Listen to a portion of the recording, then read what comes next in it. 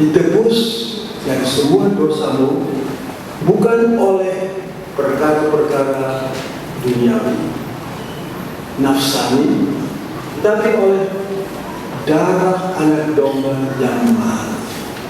Jadi kita ini sudah tadinya adalah Tuhan dunia, Tuhan yang membuat kita. Jadi kita adalah milik Tuhan. Tetapi karena dosa, maka kita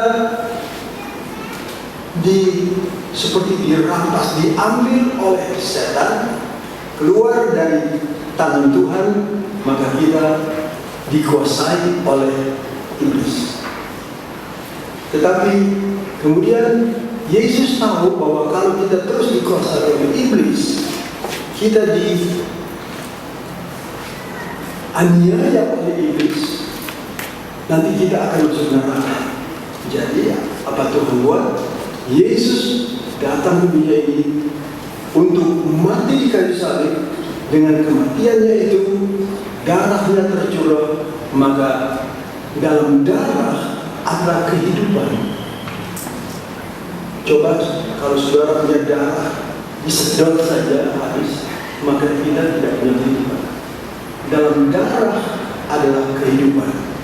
Dalam darah Yesus ada kehidupan. Nah, darah Yesus inilah yang tertumpah untuk menebus kita, sehingga kita berpindah lagi dari tangan iblis menjadi ada dalam tangan Tuhan. Kita menjadi milik Tuhan, dan sekaligus kita menjadi milik Tuhan karena dosa kita sudah dilepaskan. Nah, begitulah arti daripada kematian yang kita belajar di sini. Ada roti dan ada cawan dan anggur ini. Nah, inilah lambang-lambang daripada roti itu. Yesus berkata, inilah tubuhku, badan, daging tubuh Yesus. Waktu dia disalibkan, dipukul seperti potongan-potongan daging yang keluar. Karena waktu dia dicemeti, ujungnya ada barang tajam masuk dalam dagingnya, dicabut potongan-potongan daging. Itulah potongan roti ini. Lalu juga darah yang mengalir, itulah dalam cawan seperti darah dalamnya. Yesus berkata, inilah tubuhku, inilah darahku. Nah, dengan demikian kita disucikan. Kita menjadi milik Tuhan kembali.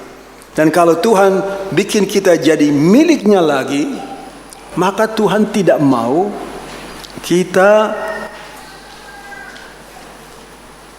menjadi miliknya, tetapi tidak ada kemuliaan lagi.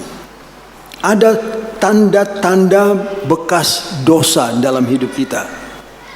Tapi Tuhan mau kita disucikan. Nah, inilah sekarang saudara-saudara, kita sudah beberapa minggu membaca dan belajar bersama apa artinya dalam kitab Nabi Yeskiel pasal 47. Ya, di sana saya ulangi sebentar. Kita membaca ada sebuah bait suci Allah, seperti rumah Allah. Disitulah Allah tinggal di bumi pada waktu itu. Dari dalamnya ada mengalir air seperti sungai, tetapi tidak sekaligus sungai.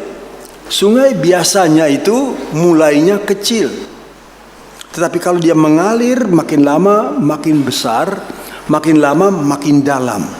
Nah, disinilah kita melihat ada air yang mengalir, masih tidak banyak airnya.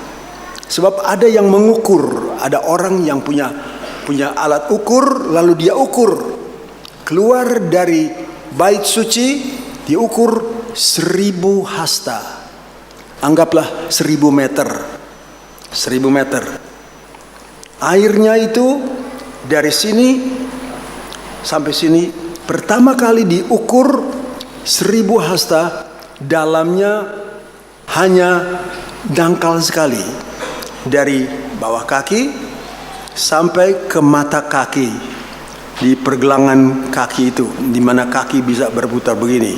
Nah, itulah kaki 1000 hasta atau 1000 tahun perjalanan. Lalu kalau di sini mula-mulanya kakinya itu dia mau jalan, ditaruh di atas tanah, tapi ada sungai sudah jalan. Nah, dalamnya sungai hanya sampai di mata kaki. Lalu ditambah lagi 1000 hasta, ditambah air itu dari mata kaki sudah naik sampai ke lutut. Dari mata kaki sampai ke lutut. Tambah lagi 1000 hasta dari lutut sampai ke pinggang. Dari pinggang 1000 hasta lagi sampai ke dalam sekali. Airnya sungai sudah dalam sekali, orang tidak bisa jalan. Mula-mula disuruh kakinya, ayo jalan dalam sungai itu. Dia bisa jalan, hanya sampai mata kaki dia jalan bisa cepat. Tambah 1000 hasta sampai ke lutut. Apa artinya lutut? Lutut adalah, Alkitab berkata, semua lutut akan bertelut, segala lidah akan mengaku bahwa Yesus adalah Tuhan. Jadi lutut berbicara tentang ibadat kita kepada Tuhan.